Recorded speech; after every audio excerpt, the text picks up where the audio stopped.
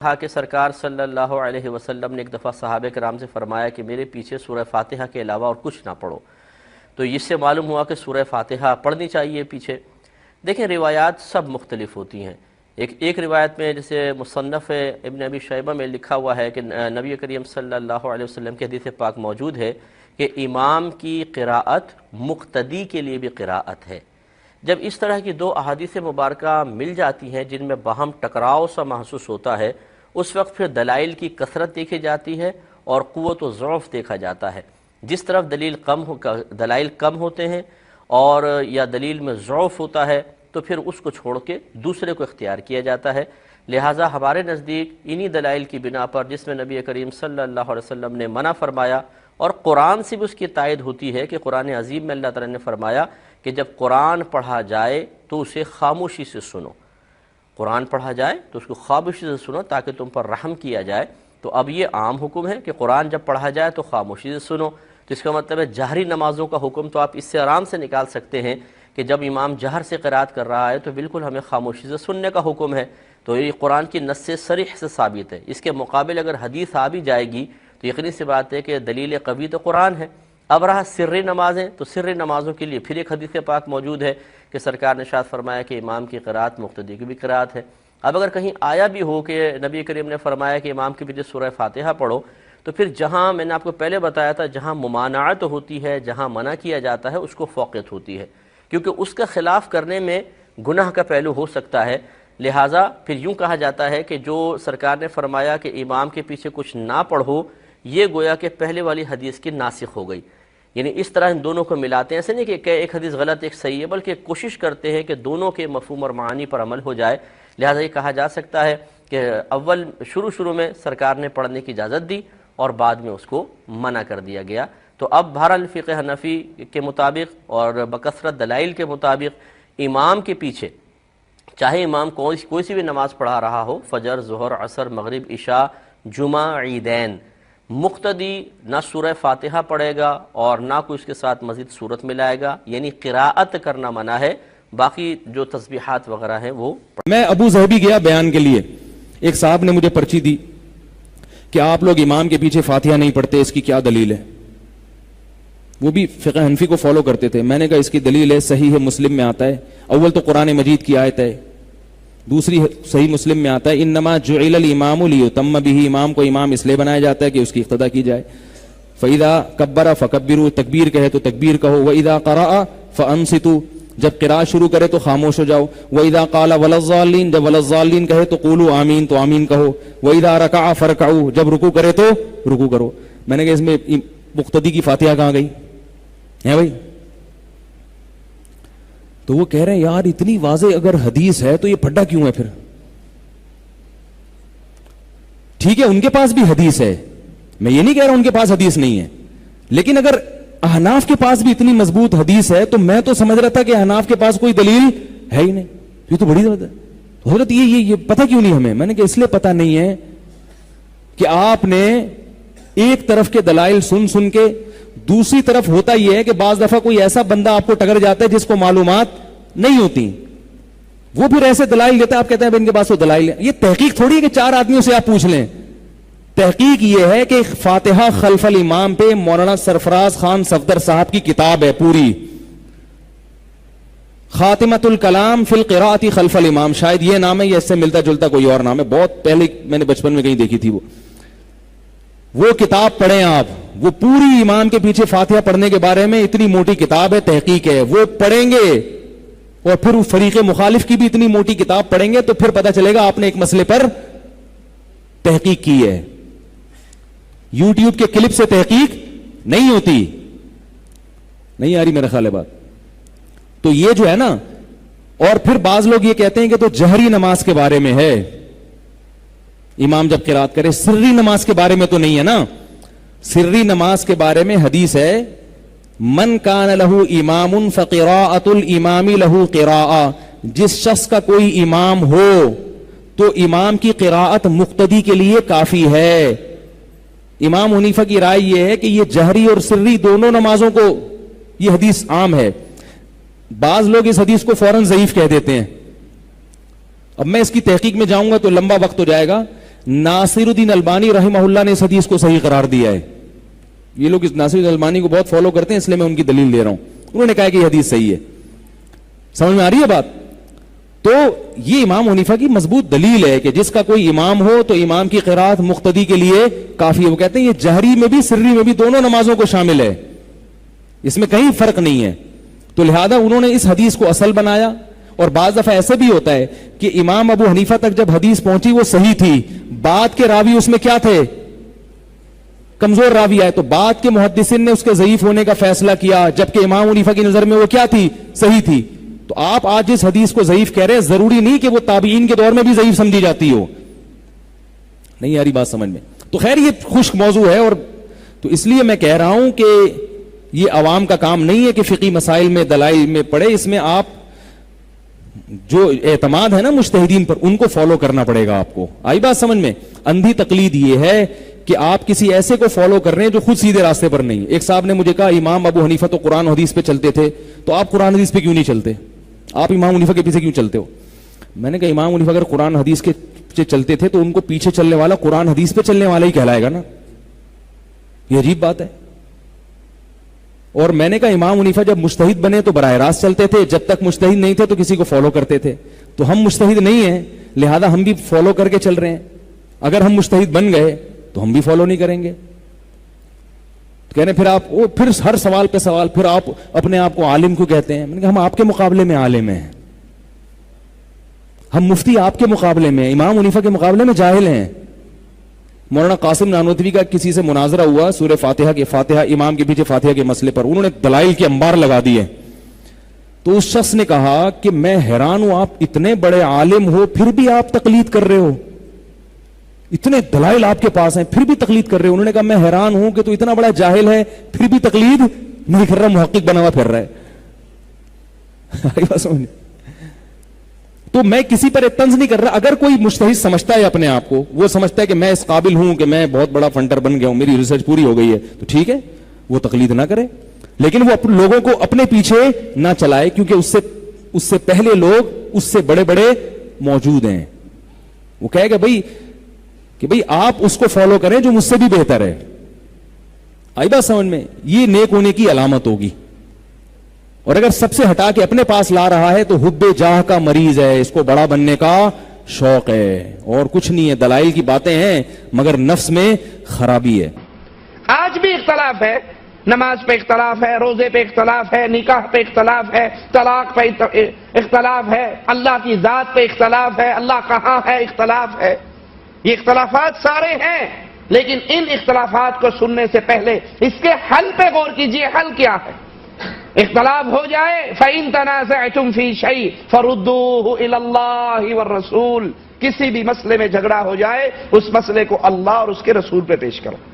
अगर आपके जहन में कोई और बात है, मुखालिफ सिमत से कोई और बात सुन रहे हो, दोनों की आरा अलग अलग है, लाइए इसको पेश करें अल्लाह की किताब और रसूलुल्लाह सल्लल्लाहु अलैहि वसल्लम के फरमान। जो फैसला यहां से मिले उसको बना ले, उसको अपना ले, उस पर जिंदगी गुजार ले। अल्लाह के नबी अलैहिस्सलातु वस्सलाम का फरमान है, ला सलात लिमन लम यक़रा बिफातिहतिल किताब, जो फातिहा नहीं पढ़ता उसकी नमाज नहीं होती। अल्लाह के नबी अलैहिस्सलातु वस्सलाम की दो टोक हदीस। अब मैं किस मजहब से हूं, मैं किस इमाम के साथ हूं, मैं किस जमात के साथ हूं, मैं किस फिरके के साथ हूं, ये तमाम बहते बात की है। सबसे पहले बात यह है कि मैंने कलमा मुहम्मदुर रसूलुल्लाह सल्लल्लाहु अलैहि वसल्लम का पढ़ा है। और जब अल्लाह के नबी ने फरमा दिया कि फातिहा के बगैर नमाज नहीं, अब कोई कहे हो जाती है, उसको कहो जब से मुझे हदीस रसूल का इल्म हुआ है मैं हदीस की मुखालफत करके अपनी नमाज बर्बाद नहीं करता। रसूलुल्लाह सल्लल्लाहु अलैहि वसल्लम। और जो भाई ये सवाल करते हैं कि हमें बुलंद आवाज से जिस नमाज में क़िराअत की जाती है उसमें जहरी नमाज में हमें मना किया जाता है फातिहा पढ़ने से, तो अल्लाह के नबी सल्लल्लाहु अलैहि वसल्लम का अपना वाक़या है। आपने फजर की नमाज पढ़ाई, सलाम फेरा, कहने लगे कि मुझ पे कुरान पढ़ना भारी हो गया, जैसे मुझसे कोई छीन रहा है, क्या तुम मेरे पीछे पढ़ते हो? सहाबा ने कहा जो आप पढ़ते हैं वही हम पढ़ते हैं। आपने फरमाया मेरे पीछे कुछ ना पढ़ा करो सिवाय सूरत फातिहा के, जो इसको नहीं पढ़ता उसकी नमाज नहीं होती। अब फजर की नमाज जहरी नमाज है, نبی امام ہیں، صحابہ مقتدی ہیں. جو قرآن اللہ کے نبی نے پڑھا، فاتحہ پڑھی، اس کے بعد سورت پڑھی، صحابہ نے ساتھ ساتھ دہرایا. آپ نے فاتحہ کے علاوہ کچھ پڑھنے سے قیام میں منع کیا اور فاتحہ پڑھنے کا حکم دیا کہ جس نے یہ نہیں پڑھی، ایک حدیث کے الفاظ ہیں اس کی نماز خجاج خجاج خجاج، ناقص ہے ناقص ہے ناقص ہے. فاتحہ کو ہی اللہ نے نماز کہا. مالک فرماتا ہے کہ نماز میں نے اپنے اور بندے کے درمیان تقسیم کر دی. بندہ کہتا ہے الحمدللہ رب العالمین، مالک جواب دیتا ہے حمدنی عبدی. اس فاتحہ کو اللہ نے نماز کہا ہے، اب جس نماز میں فاتحہ ہی نہیں وہ نماز کیسے ہے؟ اور وہ ہے بھائیو، اب یہ کڑوی باتیں ہیں، خصوصاً ہمارے جو اہل حدیث مکتبہ فکر کے بھائی ہیں ان کے لیے. سورۃ الاعراف کی آیت نمبر 204، بسم اللہ الرحمن الرحیم، جو آج ہمارا درس تھا جس پہ وَإِذَا قُرِئَ الْقُرْآنُ فَاسْتَمِعُوا لَهُ وَأَنصِتُوا لَعَلَّكُمْ تُرْحَمُونَ. اور جب القرآن پڑھا جائے تو اسے متوجہ ہو کر سنا کرو اور خاموشی اختیار کرو تاکہ تم پر رحم کیا جائے. تو تعویل عام کے اعتبار سے یہ آیت واقعی ہی ہر اس جگہ پر لاگو ہوگی جہاں قرآن پڑھا جا رہا ہوگا، چاہے نماز میں ہوگا یا نماز کے باہر. اور یہ میرا اپنا فتویٰ نہیں بلکہ پوری امت کا، محدثین کا اجماع ہے اس بات کے اوپر. اہل سنت کا، اہل تشیع کا، دونوں کا اجماع ہے. اور اس میں یہ جو جعلی باتیں جی یہ مکی آیت تھی جی، وہ نماز تو مدینے میں فرض ہوئی، اور بھائی چاہے مکی تھی یا مدنی تھی اس سے تو فرق ہی نہیں پڑتا. یہ تو وہی بات ہے کہ جی یہ آیتیں بتوں کے بارے میں یہ ادھر نہیں لگ سکتی. یہ وہی لیم ایکسکیوزز، لنگڑے قسم کے ایکسکیوز، لیم ایکسکیوزز. اور یہ دونوں طرف سے ہیں، ادھر سے بھی ہے، یہ کہتے ہیں مکی آیت ہے، وہ کہتے ہیں جناب دیکھیں نا جی قرآن میں حکم ہے قرآن سنو. تو ہم اس لیے فاتحہ نہیں پڑھتے کہ امام کو سن رہے ہوتے ہیں. تو بھائی عشاء کی آخری 2 رکعتوں میں اور مغرب کی آخری رکعت میں اور زور اور اثر میں اس وقت تم کون سا قرآن سن رہے ہوتے ہو؟ اس وقت کیا تکلیف ہوتی ہے؟ اس وقت کیوں نہیں سورۃ الفاتحہ پڑھتے؟ تو وہ بھی جعلی بات کر رہے ہوتے ہیں. تو جعلی بات پکڑی جاتی ہے، ادھر بھی جعلی بات ادھر بھی جعلی بات حنفیوں کی طرف سے. وہ جی قرآن میں آیا قرآن پڑھا جائے خاموشی سے سنو. بھائی عشاء کی آخری 2 رکعتوں میں اونچی آواز سے پڑھا جا رہا ہوتا ہے تو اس میں آپ کیوں پھر نہیں پڑھتے؟ ضد پہ اڑے ہوئے ہو. تو یہ سارے ہیں لیم ایکسکیوزز دونوں طرف سے. بہرحال یہاں پر میں کچھ باتیں عرض کر دوں اسی حوالے سے، کچھ انٹرسٹنگ باتیں. اب چونکہ میں خود بھی 31 سال تک بریلوی رہا ہوں، حنفی رہا ہوں، مجھے یہ معاملات بالکل کلیئر ہیں کہ یہ بات بالکل لاجیکل ہے. عام فطرت پہ جو مسلمان پیدا ہوتا ہے، چاہے بریلوی ہو، دیوبندی ہو، اہل حدیث ہو، اہل تشیع کے ہاں، ظہر اور عصر کی نمازوں میں ساری رکعتوں میں وہ سورۃ الفاتحہ پڑھتا ہے، اور عشاء کی آخری 2 رکعتوں میں اور مغرب کی آخری رکعت میں بھی پڑھتا ہے، جب تک مولوی اس کو پٹی نہ پڑھاتے. ہم خود بھی پڑھتے تھے. مطلب ہمارا دماغ ہی نہیں تھا کام کرتا کہ یار یہ کس طرح ہو سکتا ہے کہ بھئی اب میں زور میں وہ اپنی 4 دکانوں کا حساب کرتا رہوں 4 رکعتوں کے اندر، کہ میں منہ بند کر کے. اور آپ کی تو نماز ہی بڑی لمبی ہوتی تھی. تو پہلی 2 رکعتوں میں تو صحابہ کرام کہتے ہیں، وہ جابر بن عبداللہ کا میں نے بیان کیا 843 نمبر سنن ابن ماجہ کی، کہ ہم زور اثر کی پہلی 2 رکعتوں میں 7 صورتیں بھی پڑھا کرتے تھے. یعنی جب تک آپ وسلم رکوع میں نہیں جاتے تھے ہم قرآن پڑھتے رہتے تھے. بالکل لاجیکل بات ہے. تو مولوی جب تک پٹی نہ پڑھائے، ابھی بھی آپ اگر دیکھ لیں تو ہمارے حنفی بھائیوں کی یعنی دیوبند اور بریلویوں کی اکثریت زور و اثر کی نماز میں سورہ فاتحہ پڑھتی ہے، اور عشاء کی آخری 2 رکعتوں اور مغرب کی آخری رکعت میں پڑھتی ہے. ان بیچاروں کو تو پتہ ہی نہیں ہے کہ یہ بھی کوئی بیچ میں مصیبت ہے. اور یہ تو وہ مصیبت ہے جو ان کو پتہ نہیں. اس سے مضحکہ خیز مصیبت میں آپ کو بتاؤں جو اس سے بھی خطرناک ہے، جو فقہ حنفی کی ساری کتابوں میں لکھی ہوئی ہے. اور یہ لطیفہ سنائے بغیر یہ درس مکمل نہیں تھا. اور اللہ نے بڑی مدد کی میری کہ مجھے بڑی پرانی باتیں یاد آنا شروع ہو گئیں جب یہ لیکچر میں نے تیار کیا، کہ 3-4 ہفتے لگائے میں نے اس پہ کمپیریٹو اسٹڈی پہ. وہ بات کیا یاد آئی، فقہ حنفی کی ساری کتابوں میں، چاہے وہ عربی میں ہو یا اردو میں ہو، بار شریعت کھول لیں، بہشتی زیور کھول لیں، فتاوی عالمگیری کھول لیں، در مختار کھول لیں، اس پہ فتاوی شامی رد المختار کھول لیں، اس میں یہ بات لکھی ہوئی ہے بھائیوں کہ اگر کوئی مقیم مسافر کے پیچھے نماز پڑھے تو مسافر تو 2 فرض پڑھ کے سلام پھیر دے گا نا. تو کہتے ہیں مقیم نے پڑھنی ہے 4، امام تو فارغ ہو گیا، تو مقیم جب آخری 2 رکعتوں میں کھڑا ہوگا نا تو خاموشی سے وہ اپنا قیام کرے گا. امام صاحب بیچارے جوتیاں پا کے گھاٹ جا چکے ہیں، وہ کہتے ہیں نہیں وہ چونکہ امام کے پیچھے ہی شمار ہے. اب مجھے بتاؤ یہ دنیا کی کس ڈکشنری میں وہ امام کے پیچھے شمار ہوگا؟ امام نے تو سلام پھیر دیا اور نماز مکمل کر چکا ہے. وہ کہتے ہیں نہیں، چونکہ وہ تکبیر اولا سے امام کے ساتھ شامل ہوا تھا تو امام کی قرات مقتدی کے لیے کافی ہے، لیکن بھائی جی امام قرات کر ہی نہیں رہا تیسری چوتھی رکعت میں. وہ کہتے ہیں نہیں نہیں نہیں نہیں نہیں، یہ ہمارے بزرگوں نے مسئلہ بتایا ہے کہ مقیم جو ہے مسافر کے پیچھے آخری 2 رکعتوں میں خاموشی سے اندازہ کر لے کہ کتنی دیر میں فاتحہ پڑھی جاتی ہے، اتنا اندازہ وہ خاموشی سے کھڑا رہے اور پھر رکوع میں جائے. اس سے کسی کی بدنیتی اور شیطان کا حملہ اس بندے پہ چیک ہو جاتا ہے کہ یہ اب دنیا کی کس عدالت میں یہ مقدمہ پیش کیا جا سکتا ہے. میرا خیال ہے یہ بات ان کی عوام کو پتا چل جائے نا تو وہ بھی ان کو لتر مارے کہ خدا کے لیے یہ کیا بزرگ ہمارے ساتھ کر کے گئے ہیں.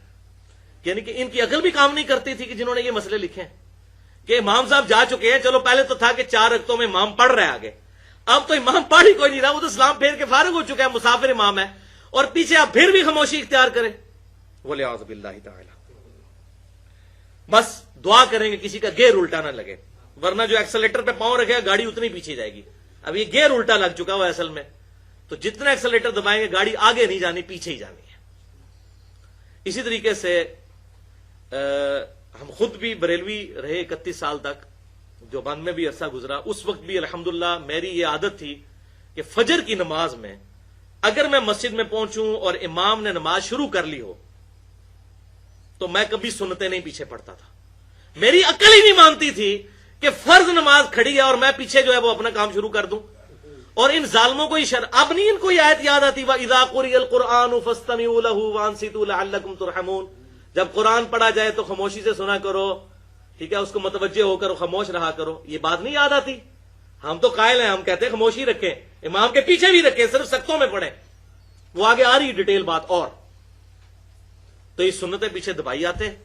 اور اس وقت بھی الحمدللہ میری عقل نہیں مانتی تھی. وہ تو مجھے بعد میں پتا چلا کہ صحیح بخاری اور صحیح مسلم کی متفق علیہ حدیث ہے کہ آپ صلی اللہ علیہ وسلم نے ارشاد فرمایا کہ جب فرض نماز کی اقامت ہو جائے تو کسی کے لیے جائز نہیں ہے کہ اس فرض نماز کے علاوہ کوئی اور نماز پڑھے. وہ عقل بھی مانتی ہے. اب پیچھے سنتیں بعد میں بھی پڑھ سکتے ہیں، سنتوں کا تو کوئی مسئلہ نہیں، سورج نکلنے کے بعد بھی پڑھ سکتے ہیں. لیکن فرض نماز ہو رہی ہے اور آپ علیحدہ سے اپنا کام جو ہے وہ نکالا ہوا ہے اور آپ امام کے پیچھے پڑھ رہے ہیں، اور پھر اس میں یہاں تک مسئلہ لکھا کہ جب تک 1 رکعت مل جائے اس وقت تک آپ کر سکتے ہیں، یعنی 1 رکعت بھی قضا کر سکتے ہیں. وَلِعَوْذُ بِاللَّهِ تعالی. اب یہ معاملہ سختوں والا بھی میں ذرا کلیئر کر دوں کھول کر. امام بخاری کی کتاب جز القرا سے ورڈ بائی ورڈ امام بخاری کے میں الفاظ بیان کرنے لگا ہوں، خصوصاً ہمارے اہل حدیث بھائیوں کے لیے، کیونکہ وہ بھی اس میں الا ماشاء اللہ غلطی کا شکار ہے. جز القرا حدیث نمبر ہے 36. امام بخاری رحمت اللہ علیہ حدیث لے کر آئے سیدنا ابو ہریرہ رضی اللہ تعالیٰ عنہ کا قول کہ ہم آپ صلی اللہ علیہ وسلم کے پیچھے جب نماز پڑھتے تو آپ صلی اللہ علیہ وسلم نماز میں سکتہ فرمایا کرتے تھے. 2 سکتے، ایک فاتحہ سے پہلے اور ایک رکوع میں جانے سے پہلے، لیکن یہ پہلی رکعت میں. دوسری رکعت ڈائریکٹ فاتحہ سے شروع کرتے تھے، رکوع سے پہلے والا سکتہ اس میں ہوتا تھا. تو اب امام بخاری کے ذرا کامنٹ سنیں اسی حدیث نمبر 36 کے تحت. وہ کہتے ہیں ابو سلمہ بن عبد الرحمن تابعی، میمون بن مہران تابعی اور سعید بن جبیر تابعی رحمہم اللہ اجمعین. سعید ابن جبیر کے تو کیا کہنے، الحمدللہ شیعان علی میں سے تھے اور مخالفین بنو امیہ تھے، اور یہ وہی ہیں جن کو حجاج ابن یوسف نے اپنے دربار میں قتل کروایا تھا. اور بعد میں کسی نے خواب میں دیکھا تو حجاج ابن یوسف نے کہا کہ باقی لوگوں کے قتل کے بدلے میں تو مجھے 1 دفعہ قتل کیا گیا، لیکن سعید ابن جبیر کے قتل کے بدلے میں اللہ تعالیٰ روزانہ مجھے قتل کرتا ہے، جو میں نے اس نیک انسان کو قتل کیا. اور عبداللہ ابن عباس کے سب سے بڑے شاگرد، بخاری اور مسلم کی درجنوں احادیث کے راوی سعید ابن جبیر رضی رحمت اللہ علیہ، رضی اللہ عنہ بھی کہہ سکتے ہیں، علیہ السلام بھی کہہ سکتے ہیں، الحمدللہ. یہ 3 تابعی کا امام بخاری لکھ کے کہتے ہیں. اور دیگر اسلاف رحمہم اللہ سختوں میں قرات کے قائل تھے، سختوں میں جب امام خاموش ہوتا ہے. اور ان کی دلیل یہی حدیث ہوا کرتی تھی کہ لا صلاۃ لمن لم یقرأ بفاتحۃ الکتاب، کہ اس کی نماز ہی نہیں ہے جو سورۃ الفاتحہ نہیں پڑھتا. پھر جب امام قرات کرتا تو وہ خاموش ہو جایا کرتے تاکہ اللہ تعالی کے ارشاد پر عمل ہو. یہ امام بخاری کہہ رہے ہیں، میں نہیں کہہ رہا. تو کہہ دو جی مکی آیت ہے. امام بخاری نے نہیں پتا ہے مکی آیت ہے. امام بخاری کہہ رہے ہیں تاکہ اس حدیث پر بھی عمل ہو اور اس آیت پہ بھی. فَاسْتَمِعُوا لَهُ وَأَنصِتُوا سورۃ الاعراف آیت نمبر 204 کہ جب قرآن پڑھا جائے تو اس وقت اس کو سنا کرو اور خاموشی اختیار کرو، اور رسول اللہ صلی اللہ علیہ وسلم کے حکم پر بھی عمل ہو جائے، کیونکہ مَن یُطِعِ الرَّسُولَ فَقَدْ أَطَاعَ اللَّهَ. امام بخاری نے وہ آیت لکھ دی سورۃ النساء کی آیت نمبر 80 کہ جس نے رسول اللہ صلی اللہ علیہ وسلم کا حکم مانا گویا اس نے اللہ کا حکم مانا. وہ کہتے ہیں یہ جو ہمیں کہتے ہیں نا جی وہ قرآن اور حدیث ٹکرا رہے ہیں، وہ کہہ رہے ہیں کوئی نہیں ٹکرا رہے. قرآن پر بھی عمل کریں گے کہ امام جب تلاوت کرے گا ہم خاموشی اختیار کریں گے، اس کے سختوں میں پڑھیں گے. حدیث پر بھی عمل کریں گے. اور پھر امام بخاری رحمۃ اللہ علیہ نے بڑی سخت بات کی. جو لوگ سورۃ الفاتحہ نہیں امام کے پیچھے پڑھتے انہوں نے پھر سورۃ النساء کی آیت نمبر 115 بھی ساتھ لکھ دی، جس کے کانٹیکسٹ میں نے مسئلہ نمبر 31 ریکارڈ کروایا تھا اجماع کی حجیت والا، کہ جو کوئی رسول اللہ کی مخالفت کرتا ہے بعد اس کے کہ اس پر حق واضح ہو چکا ہے. یعنی رسول اللہ کی مخالفت کیا؟ امام بخاری یہ بتانے چاہ رہے ہیں کہ آپ صلی اللہ علیہ وسلم نے کیا فرمایا تھا؟ لا صلاۃ لمن لم یقرأ بفاتحۃ الکتاب. تو سورۃ الفاتحہ نہ پڑھنا رسول اللہ کی مخالفت ہے. بعد اس کے کہ اس پر حق کھل چکا اور مومنین کے راستے کو چھوڑ دیتا ہے. یعنی کس کے؟ صحابہ کرام علیہم رضوان کے. تو پھر وہ جس گمراہی میں سرگرداں ہیں ہم اسی گمراہی میں اسے رہنے دیں گے اور آخرت میں اسے آگ کا مزہ چکھائیں گے، دوزخ کی آگ کا. وَلِعَاذُ بِاللَّهِ تَعَالَى. اتنی سخت یہ آیت امام بخاری نے اس جگہ پر نقل کی حدیث نمبر 36 کے اندر جز القراء امام بخاری کی کتاب ہے. اور یہ نہ سمجھیے گا بھائیو یہ امام بخاری نے کوئی خود سے فتویٰ لگایا. سیدنا ابو ہریرہ رضی اللہ تعالیٰ عنہ جو ساری احادیث کے راوی ہیں، ان کا قول صحیح سند کے ساتھ جز القراء میں امام بخاری نے 274 نمبر پر حدیث وہ نقل کی، حدیث موقوف، وہی جو آپ کے اس ریفرنس پیج کے اوپر سیکنڈ لاسٹ لکھی ہوئی ہے. للامام سکتتان، امام کے لیے ہیں دو سکتے. فاغتنموا القراءۃ فیہما بفاتحۃ الکتاب. تو ان دو خاموشیوں اور سکتوں میں سورۃ الفاتحہ پڑھنے کو غنیمت سمجھو. اور اس سے بھی بڑھ کر سیدنا عبداللہ بن عمر بن عاص رضی اللہ تعالیٰ عنہ کا قول بھی نقل کیا، بلکہ یہ مرفوع حدیث کے درجے میں ہی آ جائے گی یہ بات. امام بہقی نے اپنی کتاب کتاب القراء کے اندر حدیث نمبر 301 اور 302 انہی دو سختوں کے بارے میں عبداللہ بن عمر بن عاص رضی اللہ تعالیٰ عنہ، یہ وہی صحابی ہیں جو حضور صلی اللہ علیہ وسلم کی ہر بات لکھ لیا کرتے تھے. سنن ابی داؤد میں آتا ہے.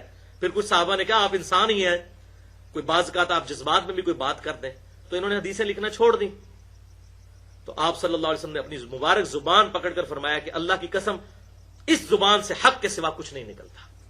تو یہ حدیثیں لکھا کرتے تھے اور صحیح بخاری میں موجود ہے.